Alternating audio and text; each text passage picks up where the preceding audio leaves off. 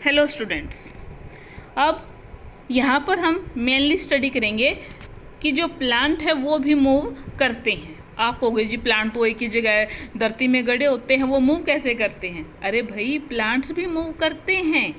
आपने देखा होगा कि वो ग्रोथ करते हैं, उनकी हाइट बढ़ जाती है, उनकी ब्रांचेज ज़्यादा हो जाती हैं, न्यू न्यू लीव्स आती हैं, यानी नई नई पत्तियाँ आती हैं, फल आते हैं, या उनकी जड़ें नीचे की ओर बढ़ती, या फिर वो हवा में हिलते डुलते हैं। ये सारे उनकी क्या हैं? मूवमेंट्स। तो मूवमेंट्स हो गई ये ट्रोपिक मूवमेंट, और दूसरी आ गई नेस्टिक मूवमेंट। ट्रोपिक मूवमेंट और नेस्टिक मूवमेंट। ट्रोपिक मूवमेंट ये स्टिमुलस के डायरेक्शनल में रिस्पॉन्स करती हैं, और जो नेस्टिक मूवमेंट्स है ये नॉन डायरेक्शनल होती हैं स्टिमुलस के। अब स्टिमुलस को बोलते हैं अनुवर्तन। ये उद्दीपन के ये दिशा में काम करेगी, और ये उसके बगैर किसी दिशा में किसी भी तरफ ये काम करेगी।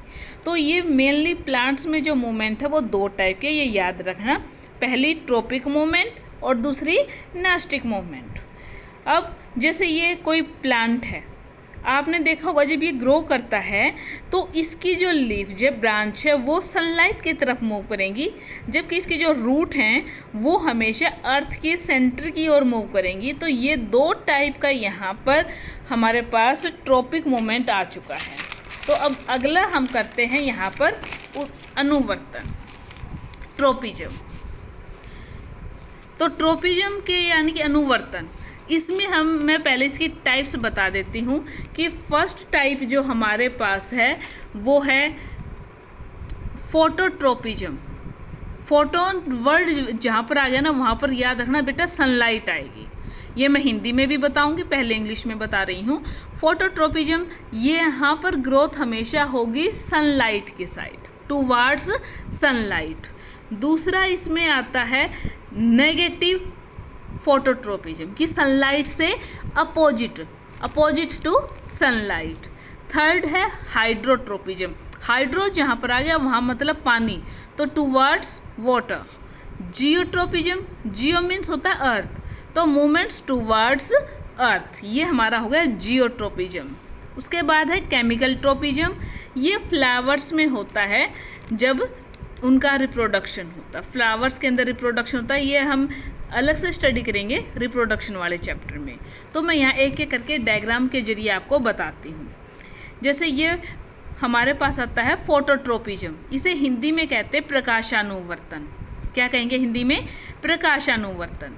कि मान लिया कोई खिड़की है, खिड़की में से रोशनी आ रही है, कोई गमला रखा है, एक हमने टेढ़ा कर रखा है, एक सीधा कर रखा है। अगर ये खुले आंगन में होता तो ये सीधा मूव करना था इसको, लेकिन अब रोशनी यानी कि सनलाइट खिड़की से आ रही है, तिरछी आ रही है। तो अगर आपका गमला आपने सीधा रखा है तो उसकी जो ब्रांच है ना वो बेटा सनलाइट की तरफ मूव कर जाएंगी, और रूट अर्थ की तरफ। यहाँ पर ये मैं दोनों बता रही हूँ। ये हमारा है प्रकाश के तरफ अनुवर्तन, प्रकाश के प्रति अनुक्रिया, इसे हम कहते हैं। तो अगर आपने गमला टेढ़ा रखा है तो इसकी जो स्टेम है वह प्लांट की वो टेढ़ी हो जाएगी, और टेढ़ी किस तरफ होगी? ये टूवार्ड्स सनलाइट, और इसकी जो रूट है वो टूवार्ड्स अर्थ। इसे यहाँ पर कहेंगे जियोट्रोपिज्म, और ये वाला कहेंगे इसको फोटोट्रोपिज्म। एक ही डायग्राम में दोनों क्लियर हो जाने चाहिए। ये क्या है हमारा जियोट्रोपिज्म, और ये क्या है हमारा फोटोट्रोपिज्म। फोटोट्रोपिज्म को कहते हैं प्रकाशानुवर्तन, और जियोट्रोपिज्म को कहते हैं यहाँ पर गुरुत्वानुवर्तन। क्या कहेंगे? गुरुत्वानुवर्तन। गुरुत्व बल धरती का कि सभी ऑब्जेक्ट्स को अपनी तरफ आकर्षित करती है। इसको मैं अब जो प्रकाशानुवर्तन है ये दो प्रकार का होता है, पॉजिटिव और नेगेटिव। तो ये जो इसके प्लांट का जो स्टेम और ब्रांच होती है सनलाइट की तरफ होती है, तो इसे कहते हैं पॉजिटिव फोटोट्रोपिज्म। और यहाँ पर इसकी जो रूट हैं वो सनलाइट से अपोजिट जाती हैं, जिसे जियोट्रोपिज्म कहते हैं। इसे कहते हैं नेगेटिव फोटोट्रोपिज्म। पॉजिटिव ऊपर की ओर और नेगेटिव नीचे की ओर। एक मिनट बेटा, थोड़ा सा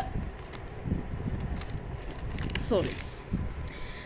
उसके बाद अगर मान लें किसी तालाब के साइड कोई पौधा, जैसे आप गांव में हैं तो आप जो तालाब पर जाते होंगे भैंसों को लेकर, तो वहाँ पर उसके किनारे जो प्लांट होते हैं तो ऊपर तो क्या होता है यहाँ पर सन, तो इसमें जो आपका स्टेम है प्लांट का वो तो सन की तरफ जाएगा, सीधा जाएगा, लेकिन जो इसके रूट हैं वो अब जियो की बजाय यानी कि अर्थ के बजाय वो पानी की तरफ मुड़ जाएंगे।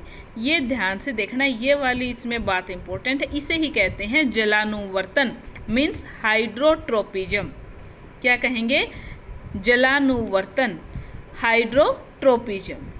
उसके बाद ये हमारा था रसायनानुवर्तन। ये आपने पार्ट्स ऑफ फ्लावर में आप पढ़ोगे 6th चैप्टर में।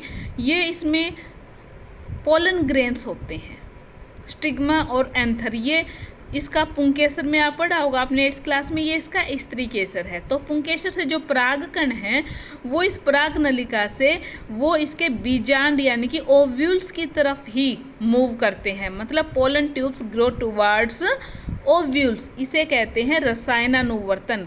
इसे केमिकल फोटोट्रोपिज्म या केमिफोट्रोपिज्म भी कहा जाता है। अब नेक्स्ट हमारा है, इसे बोलते हैं थिग्मोट्रोपिज्म। थिग्मोट्रोपिज्म को आप एक बार समझना, ये आप 8th क्लास में पढ़ चुके हैं कि कोई भी बेल है, जैसे घिया तोरी की बेल आपने देखी होगी, इनमें से ये ऐसे टेंडर्स, इसे हिंदी में बोलते हैं प्रतान। क्या बोलेंगे हिंदी में? प्रतान। ये प्रतान किसी सॉलिड ऑब्जेक्ट, जैसे इसे कोई पेड़ की डाली मिल गई या कोई छड़ी मिल गई, तो ये उसी से लिपट जाते हैं सहारा लेने के लिए, और बेल है जो इसके ऊपर चढ़ जाती है। तो tendrils moves towards solid objects, this is called thigmotropism. Clear? Okay.